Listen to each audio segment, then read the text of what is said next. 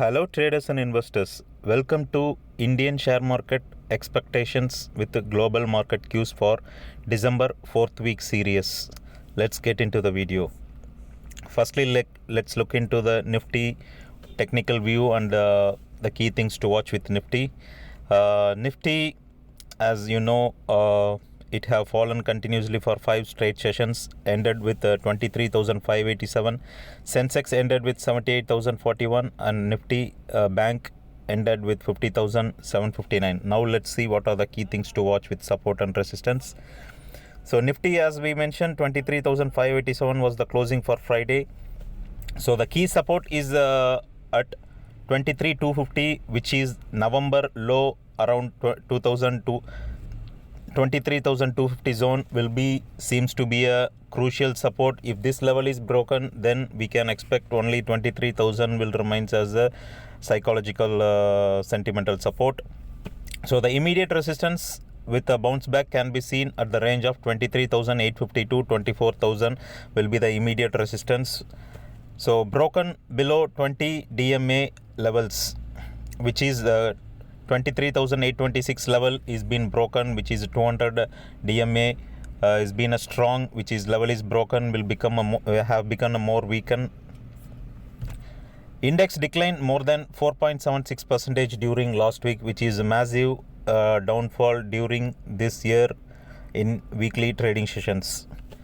So monthly expiry is going to happen on 26th of December. So the market will remain volatile. So if you want to go long, you can go long only if it crosses 24,347 with a super trend which we are following. So VIX is also keep increasing, which is 15.07. It should be cooled down to below 13. Then only the market stability and the upside direction can be seen visible. So market expected, we have Gift Nifty is already indicating 133 points gap up. If the Asian markets open positive, we can expect tomorrow gap up around 100 plus points. However, we have to see whether the gap up will be sustained or not. So with all this, we see almost 9.1 lakh crores of market cap been wiped out during only the last week. So FII been a net seller for this month overall with this data, minus 4,121 crores. DIA have brought for 16,546 crores. The net sellings by the FII making retailers panic as well, which resulting the market to fall continuously. With all these factors, we'll see the key news for the coming week. Unimec Aerospace is coming with their IPO subscription opening for 23 to 26. The price band is 745 to 785. They are raising 500 crore with this IPO offering.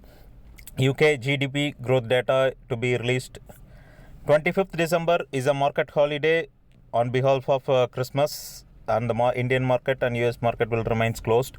26th December, US jobless claim data for US will be releasing, which ended December 14. Nifty monthly expiry is due for December series.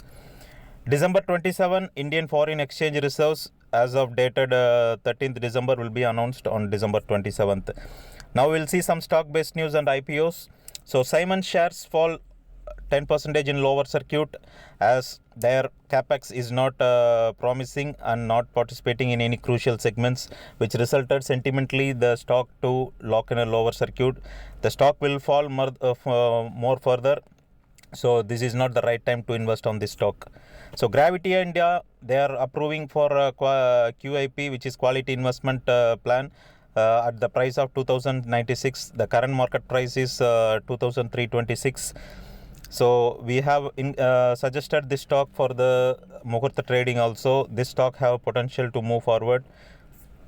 So MTAR Tech zooms almost 10% and it fall down more than 4% after they winning an order of 226 crores. So the current market price of this stock is 1722. We have certain stocks that IPOs will be launching.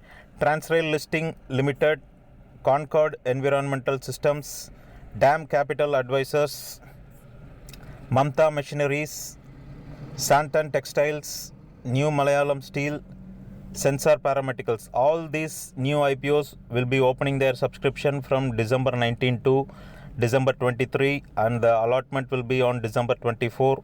And we expecting the stocks will be listed tentatively on December 27 for all the mentioned IPOs. Next, a few outcome about the GST 55th Council. So the government, which is led by Finance Minister Nirmala Sitharaman, so they have announced there is a reduction in GST for recommending for a reduction in GST for the fortfield rice kernels, and also full exemption on the gene therapy, and they are recommending exemption on the contribution of general insurance companies. Also, they have included no GST on transaction with neither goods, supply of goods or services. Also, they have clarifies that no GST payable of penal charges levied and collected by the banks and NBFCs for borrowers. Also, they have recommended reduction in payment of pre-deposit filing appeal before the appellate authority in respect of order passed. So, all these are GST major outcomes from the event carried out. I hope this video is beneficial for you to focus on the upcoming week positions or trading or investing. Thank you. If you like our video, please subscribe and share to your network. Thank you. Stay safe, invested.